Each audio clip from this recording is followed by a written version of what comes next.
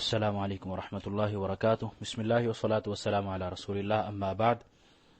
ریاض الصالحین کے باب فی المبادرۃ الی الخیرات، نیکیوں میں جلدی کرنے کے باب، اس سے آج ہماری حدیث نمبر 91 ہے، حدیث 91۔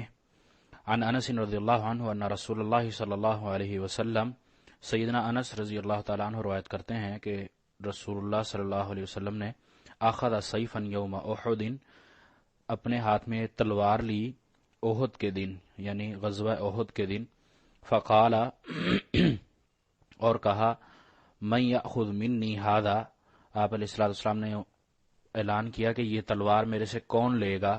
فبسطوا ایدیہم، تمام صحابہ نے ہاتھ پھیلائے، آگے بڑھے، اور سب نے کہا کہ یہ ہم لیتے ہیں، میں لیتا ہوں۔ کل انسان منہم یقول، ہر انسان جو اس وقت وہاں موجود تھے، یعنی نبی علیہ الصلوۃ والسلام کے ساتھ غزوہ احد میں جتنے صحابہ تھے، آپ کے اس اعلان کے بعد سبھی نے یہ کہا، انا اللہ کے نبی میں لیتا ہوں، اس کو میں لیتا ہوں۔ قال، آپ علیہ الصلوۃ والسلام نے پھر فرمایا، فمن یأخذہ بحقہ، اس کو اس کے حق کے ساتھ کون لیتا ہے۔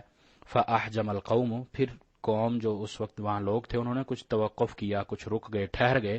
فقال ابو دجانہ رضی اللہ عنہ، لیکن سیدنا ابو دجانہ رضی اللہ تعالیٰ عنہ جو وہاں تھے انہوں نے کہا، فوری طور پہ انہوں نے کہا، انا، میں اس کو لیتا ہوں، آخذہ بحقہ، اس کے مکمل حق کے ساتھ۔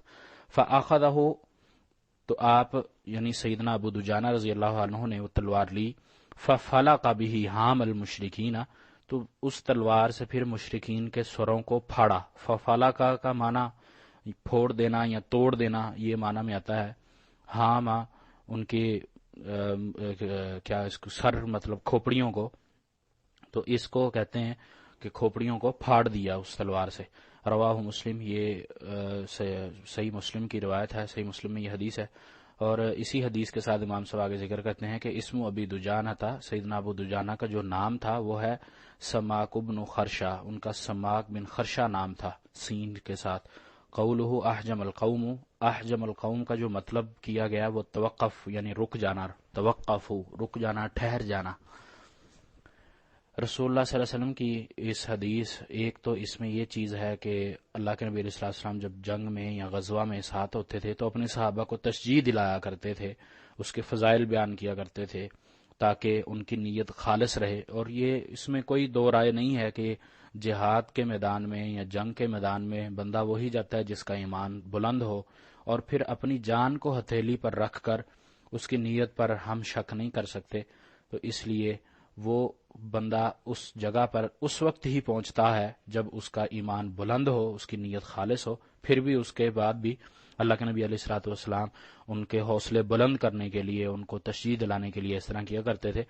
پھر صحابہ کرام رضی اللہ تعالیٰ عنہم کا یہ تو مقصد تھا ہی نہیں نا کہ دنیا کا کوئی عیش عشرت یا دنیا کے کوئی نعمت اور کوئی اس طرح کی چیزوں میں پڑنا، ان کا تو مقصد ہی جنت کا حصول تھا، اور اپنے ہر چیز کے بدلے وہ جنت کو خریدنا چاہتے تھے۔ تو اس میں بھی جب آپ علیہ الصلوۃ والسلام نے نیکی کی دعوت دی، اس تلوار کو لینے کا اعلان کیا، تو سبھی نے آگے بڑھنے کی کوشش کی، سبھی نے اعلان کیا کہ اللہ کے نبی ہم لیتے ہیں۔ لیکن جب اللہ کے نبی علیہ الصلوۃ والسلام نے ظاہر تلوار جب دی ہے تو اس کا مقصد یہی ہے کہ جس سے جو قتال کرے گا، جو جہاد کرے گا۔ لیکن جب حق ادا کرنے کا مطلب یہ کہ کوئی کسی قسم کی کوتاہی نہ ہو، غلطی نہ ہو، سستی نہ ہو، خاص طور پہ اس میں یہ مراد ہے کہ سستی نہ ہو۔ تو اس لیے تھوڑا سا انہوں نے رکا کہ کہیں ہم یہ تلوار اللہ کے نبی سے اس وعدے سے لے لیں کہ ہم اس کا حق ادا کریں گے، اور حق ادا کرنے میں کہیں ہم سے سستی نہ ہو جائے۔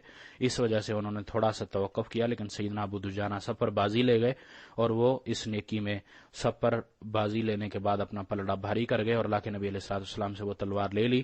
اور پھر اس تلوار کے ساتھ سیدنا ابو دجانہ سماک جن کا نام تھا، انہوں نے غزوہ احد میں حق ادا کیا، اور اس کے ساتھ انہوں نے قتال کیا، جہاد کیا، اور مشرکین کی کھوپڑیوں کو پھاڑا۔